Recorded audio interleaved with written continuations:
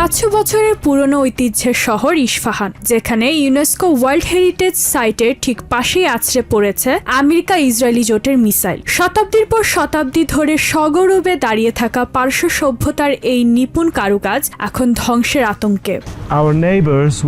বিস্ফোরণের প্রচণ্ডতায় আমাদের দোকানের সব জানালার কাঁচ ভেঙে গেছে। 50 বছরের পুরনো এই স্থাপত্যে সামান্য ফাটলও আমাদের হৃদয় ভেঙে দেয়। বিশেষ করে এই শহরেরই বাসিন্দাদের এই কষ্ট সহ্য করা কঠিন।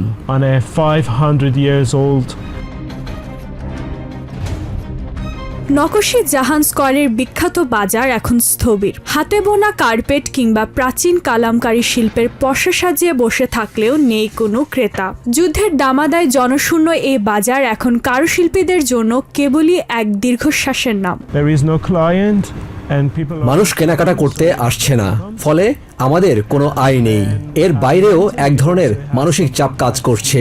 ঘর থেকে বের হওয়ার সময় প্রতিটি মুহূর্তে মনে হয় এই বুঝি কোনো মোড়ে বা ট্যাক্সির অপেক্ষায় থাকার সময় হামলা হলো।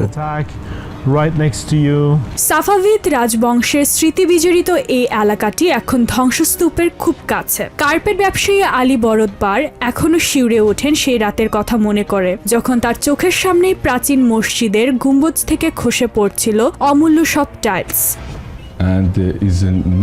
বোমা বর্ষণের সময় আমি ঠিক এই মসজিদের পেছনেই ছিলাম। হঠাৎ দেখলাম গম্বুজের টাইলসগুলো খসে পড়ছে। আমি ভাবছিলাম এই বিশাল সুন্দর স্থাপত্যটি কিভাবে ধ্বংস হয়ে যেতে পারে।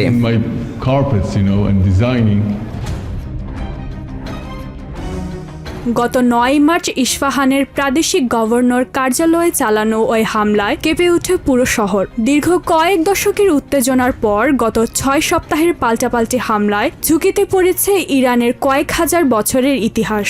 এই ঐতিহ্য ধ্বংসের আশঙ্কায় গভীর উদ্বেগ প্রকাশ করেছে ইউনেস্কো।